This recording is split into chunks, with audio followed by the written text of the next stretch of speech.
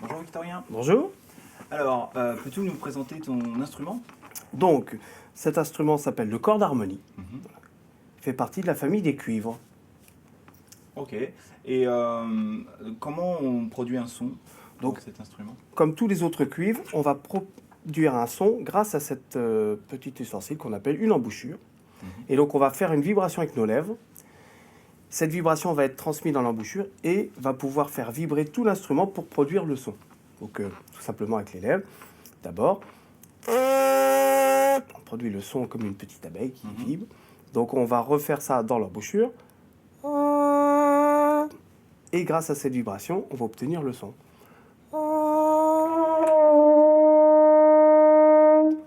Ok. C'est vraiment sur l'embouchure que le premier travail se fait en fait. Ok.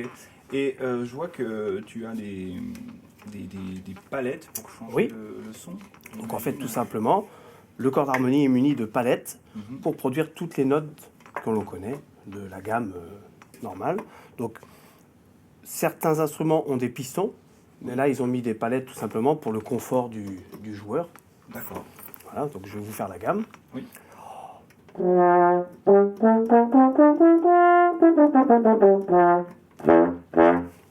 Oui, c'est un instrument donc qui peut aussi aller dans les graves. Voilà, c'est un instrument à la fois aigu, à la fois assez grave. Il a une amplitude beaucoup plus importante que certains autres cuivres.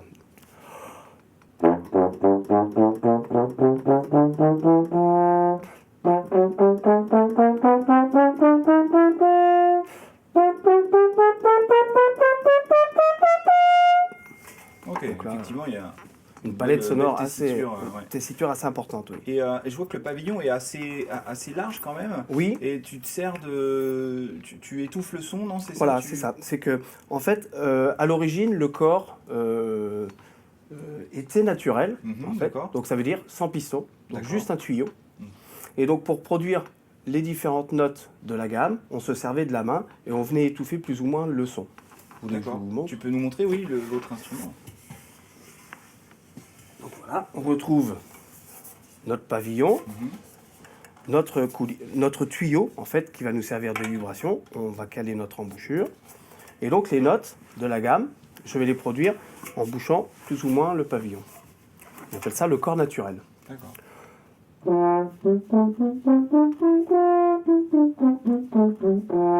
Et est-ce que il y a une œuvre ou plusieurs que tu préfères dans cet instrument? Oui, les œuvres classiques dans cet instrument forcément, parce que c'est un instrument de l'époque classique, hein, donc on le retrouve dans toutes les symphonies de Mozart, de Beethoven, etc.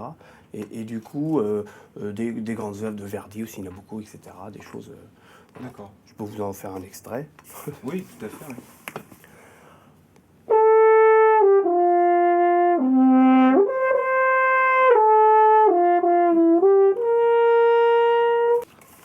Ok, voilà. C'est vraiment impressionnant cette technique. Oui, et du coup, ça permet de travailler la justesse aussi, donc l'équilibre. Donc lorsqu'on se retrouve avec l'instrument original, on va dire le cor d'harmonie actuel, le cor moderne, mais ça permet sur certaines notes de pouvoir corriger la justesse. Sur le même thème, voilà. Ça donnerait...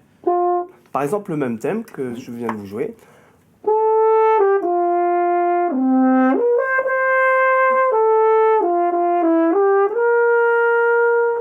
Voilà. Oui, effectivement. Une certaine facilité avec le... Exactement, le son est plus homogène. Plus homogène. Ok, super. As-tu une œuvre préférée que tu pourrais nous conseiller d'écouter à la maison, par exemple? J'allais dire toutes les symphonies de Beethoven. Oui. Là, on retrouve vraiment le corps bien on distingue bien le corps dans toutes ces symphonies et je pense que on va dire, c'est des œuvres phares pour le corps. Est-ce qu'on peut retrouver cet instrument dans d'autres styles? Oui, bien sûr. Dans toutes les musiques de films actuelles, on retrouve le cor d'harmonie. Tous les Star Wars, Harry Potter, tous les grands films de John Williams, toute la musique de John Williams, on retrouve par exemple, le corps. un petit Star Wars, ça donnerait quoi?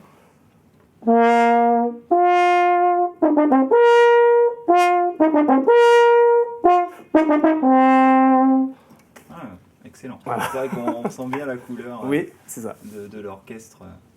Ok, super, mais merci beaucoup. Ben, merci à vous. Et puis bonne fin de journée. À bientôt. À bientôt.